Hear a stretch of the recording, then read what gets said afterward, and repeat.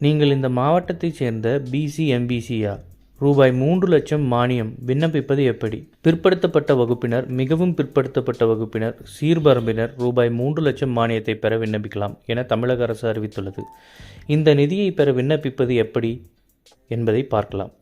தருமபுரி மாவட்ட ஆட்சியர் தனது அறிக்கையில் தமிழ்நாட்டில் உள்ள பிற்படுத்தப்பட்ட வகுப்பினர், மிகவும் பிற்படுத்தப்பட்ட வகுப்பினர் மற்றும் சீர்மரபினர் உள்ளிட்ட வகுப்பினர்களின் பொருளாதாரத்தை முன்னேற்றும் விதமாக நவீன சலவையகம் அமைக்க தமிழக அரசு நிதியுதவியுடன் புதுமையான திட்டத்தை செயல்படுத்தி வருகிறது.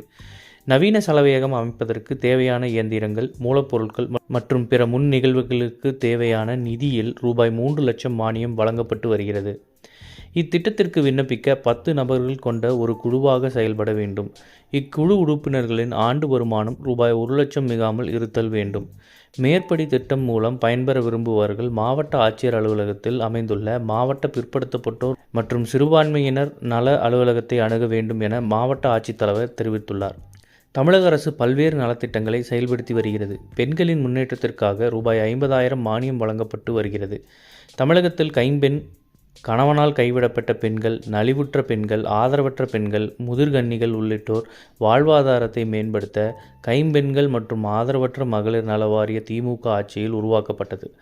கடந்த 2022ஆம் ஆண்டு இந்த துறை தொடங்கப்பட்டது. இந்த நிலையில் கடந்த ஜூன் மாதம் நடந்த தமிழக சட்டப்பேரவையில் சமூக நலத்துறை சார்பில் பல்வேறு அறிவிப்புகள் வெளியிடப்பட்டன. இதில் முக்கியமான 200 பயனாளிகளுக்கு தலா ரூபாய் 50,000 வழங்க ரூபாய் 1 கோடி செலவில் மானியம் வழங்கப்படும் என அறிவிக்கப்பட்டது. இது தொடர்பாக தமிழக அரசின் அரசாணை வெளியிடப்பட்டுள்ளது. அதில் நலவாரியத்தில் பதிவு செய்த கைம்பெண்கள், கணவனால் கைவிடப்பட்டவர்கள், ஆதரவற்ற நலிவுற்ற பெண்கள், பேரிளம் பெண்களில் இருந்து வறுமை கோட்டுக்கு கீழ் உள்ள 200 பயனாளிகளுக்கு நடமாடும் உணவகங்கள், பழங்கள் மற்றும் காய்கறிகள், சிற்றுண்டி கடைகள், நடமாடும் பழச்சாறு கடைகள், சலவை கடைகள் போன்ற சுயதொழில் செய்ய உதவி செய்யப்படும் என தெரிவிக்கப்பட்டுள்ளது. இந்நிலையில் சமூக நல ஆணையர் ஆதரவற்ற மகளிர் நலவாரிய வங்கி கணக்குகளில் ரூபாய் 1.61 கோடி இருப்பதாகவும், இதில் மானியம் வழங்க தேவைப்படும் ரூபாய் 1 கோடியை செலவு செய்ய அனுமதி அளிக்க கோரிய நிலையில் தமிழக அரசு ரூபாய் 1 கோடி மானியம் வழங்க ஒப்புதல் அளித்து உத்தரவிட்டுள்ளது. இந்த மானியத்தை பெற வாரியத்தில் பதிவு செய்து உறுப்பினராக இருக்க வேண்டும் என தெரிவிக்கப்பட்டுள்ளது.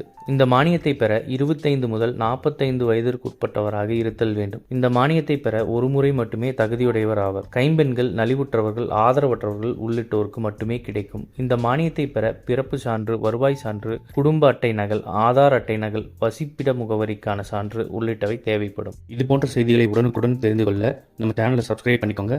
பெல் நோட்டிஃபிகேஷன் பிரஸ் பண்ணிக்கோங்க. நன்றி, வணக்கம்.